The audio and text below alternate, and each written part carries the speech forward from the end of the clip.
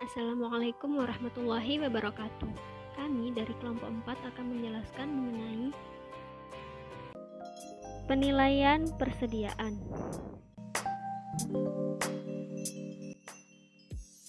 Arus biaya persediaan. Metode arus biaya persediaan adalah kebijaksanaan pengukuran yang digunakan sebagai media kontrak antara economic agent yang berkaitan dengan persediaan. Terdapat 3 metode arus biaya persediaan. 1. FIFO, First In, First Out. Metode yang mengasumsikan persediaan barang yang masuk pertama, maka akan keluar pertama, sehingga untuk mendapatkan persediaan akhir dinilai dengan perolehan yang terakhir dibeli atau yang masuk. 2. LIFO, Last In, First Out. Metode yang mengasumsikan persediaan barang yang diterima terakhir masuk, maka akan dijual pertama, sehingga penilaian perolehan persediaan akhir berdasarkan dari nilai perolehan yang pertama masuk. 3. Average, rata-rata. Metode average atau yang lebih sering dikenal dengan sebutan metode rata-rata ini menjelaskan bahwa nilai dari persediaan akhir akan menghasilkan antara nilai persediaan dengan metode FIFO. Penggunaan metode ini akan menghasilkan dampak pada laba kotor dan harga pokok penjualan. 2. Pengendalian persediaan.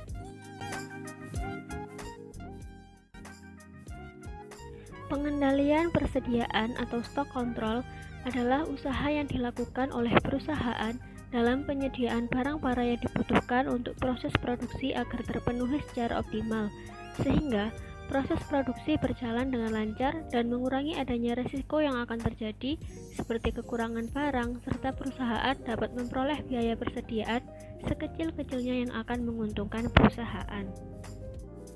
Pengendalian persediaan harus dilakukan dengan seimbang.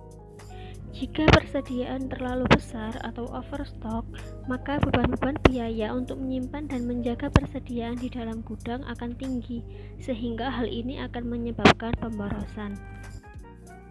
Sebaliknya, jika persediaan terlalu kecil atau dapat dikatakan kurangnya persediaan out of stock, maka waktu pengiriman barang yang telah disepakati bersama antara perusahaan dengan konsumen akan menjadi terhambat. Keterlambatan waktu pengiriman akan membuat konsumen beralih ke perusahaan lain dalam melakukan pembelian barang. Metode pengendalian perusahaan. 1. Continuous Review Method merupakan metode di mana posisi barang yang tersedia di dalam gudang dianggap sama dengan posisi persediaan barang dalam sistem deterministik atau sistem di mana permintaan terhadap barang telah diketahui dengan pasti. 2. Periodic Review Method merupakan metode di mana jarak waktu antara dua pesanan dalam pengendalian persediaan adalah tetap.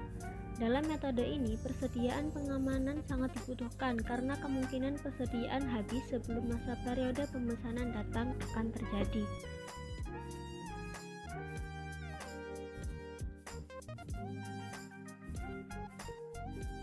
Barang dalam perjalanan adalah barang yang pada saat tanggal neraca berada di tangan pihak pengangkut, seperti perusahaan kereta api, perusahaan angkutan darat, atau udara. Hak pemilikan ditentukan oleh syarat penjualan yang disepakati oleh pihak penjual dan pembeli. Ada 2 jenis syarat, yaitu 1. FOB Shipping Point. Pada syarat jenis ini, barang akan berpindah kepemilikan ke tangan pembeli pada saat pihak pengangkut menerima barang dari tangan penjual. Yang kedua, FOB Destination. Hak milik atas barang akan tetap berada di tangan penjual sampai barang diserahkan ke tangan pembeli oleh perusahaan pengangkut. Konsinyasi merupakan suatu bentuk kerjasama dalam penjualan produk yang dilakukan oleh pemilik barang dengan penyalur, pedagang, atau pemilik toko. Dalam sistem kerjasama penjualan ini, pemilik barang menitipkan barang dagangannya kepada penyalur, pedagang, atau pemilik toko untuk dijual. Sederhananya, konsinyasi dipahami sebagai jual titip. Konsinyasi melibatkan dua belah pihak yang saling mengikatkan diri dalam perjanjian penjualan barang, di mana salah satu pihak merupakan pemilik barang dan pihak lainnya adalah penjual. Dalam perjanjian konsinyasi, pihak pemilik barang yang menitipkan barang dagangannya disebut konsinyor, sedangkan pihak pedagang yang menerima barang titipan untuk dijual disebut dengan konsin.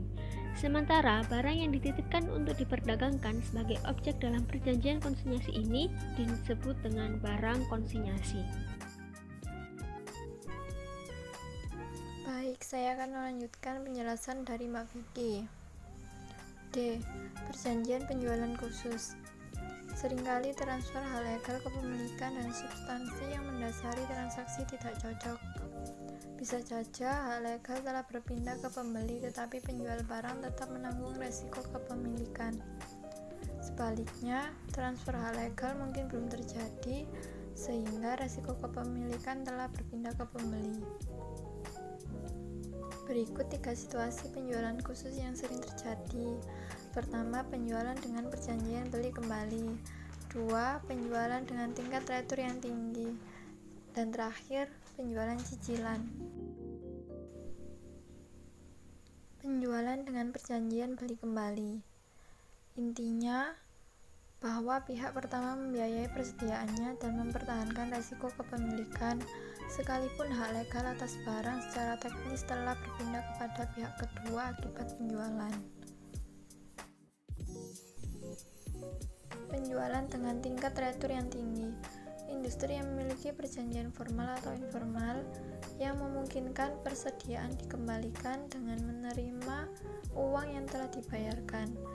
Salah satu alternatif melaporkannya dengan mencatat penjualan menggunakan nilai penuh, kemudian mencatat penjualan sampai kondisinya menunjukkan jumlah persediaan yang akan dikembalikan oleh pembeli tersebut. Penjualan cicilan. Barang yang dijual secara cicilan menjelaskan bahwa setiap jenis penjualan yang pembayarannya dicicil secara periodik sepanjang periode waktu tertentu. Karena resiko kerugian piutang tak tertagih lebih besar dalam penjualan ini dibandingkan dengan transaksi penjualan lain, maka penjualan biasanya menahan hak legal atas barang sampai seluruh pembayarannya dilakukan. E. Pengaruh kesalahan persediaan.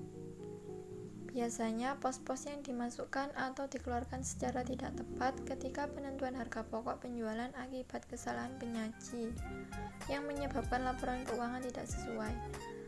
Kesalahan umum yang sering terjadi adalah tidak melakukan stock of name, kesalahan pengalokasian akun untuk beban persediaan, pencatatan konsinyasi yang tidak tepat, kesalahan memasukkan jumlah yang diinput.